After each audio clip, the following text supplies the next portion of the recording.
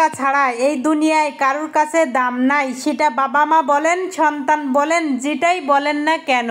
আসসালামু আলাইকুম, শুভ সকাল। কেমন আছেন সবাই? মামুনি অনেক সকাল থেকে পড়াশোনা করছিল, রাতে আমি চিয়া সিড ভিজিয়ে রাখছিলাম, তাই মামুনি আর আমি খেয়ে নিয়ে নিলাম। আর বাইরের ওয়েদারটা মাশাআল্লাহ অনেক সুন্দর। এখন বাজে প্রায় 11:30টার মতন। মামুনিকে সকালের নাস্তা দিচ্ছি।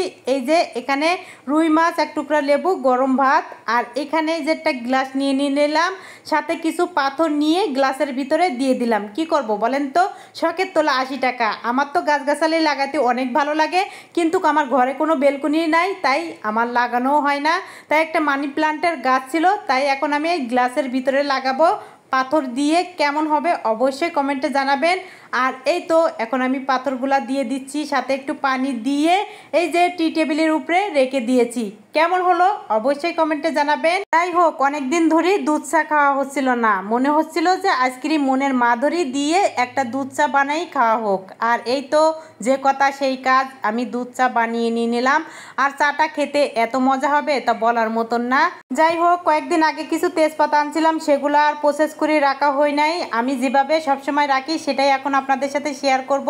তেজপাতাগুলো সুন্দর করে মুছি, এভাবে করে কেটে একটা ডিব্বার ভিতরে ভরে রাখবো। আর তরকারিতে দিলেও কত সুন্দর লাগবে, তাই না? কেমন হলো অবশ্যই জানাবেন। আর এখন বাজে 1:30টার মতন। এই যে মামুনি যাচ্ছে পরীক্ষা দেওয়ার জন্য। 2টার থেকে পরীক্ষা, একটু আগে না গেলে কি আর হয়। আর সে আমাকে কি বলছিল জানেন? বলছিল, আম্মু তুমি আমার জন্য একটু দোয়া করো, যেহেতু আজকের অঙ্ক পরীক্ষা। আমার তো শুনি খুবই ভালো লাগতেছিল।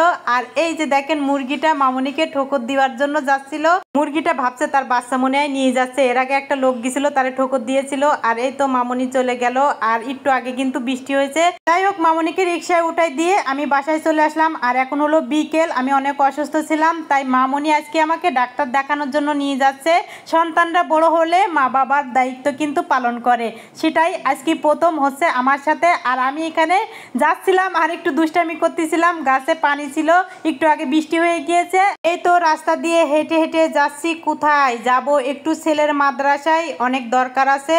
আর এই যে চলে আসলাম, আসার পরে দেখি যে সে নিচি নাই, উপরে বসেছিল। যেহেতু বৃষ্টি হয়েছিল তাই নামি নাই, একজনের দিয়ে ডাকাই। এই যে হাতে অনেকগুলা টাকা ধরাই দিলাম। আসলে টাকা ছাড়া কোনো কিছুই চলে না। এই যে তার বেতন দেওয়া লাগবে, আর বেতন দেওয়া হয় নাই, তাই এই যে তাকে দিয়ে দিলাম। আর তার আপু মাদ্রাসায় আসাতে অনেক খুশি, সে নিয়ে চলে গেল। আর আমরা চলে আসলাম বাজারে। এখান থেকে কিছু প্রয়োজনীয় জিনিস কেনার ছিল, তাই এখান থেকে আমার যা যা দরকার সেগুলো কিনে নিয়ে আসলাম।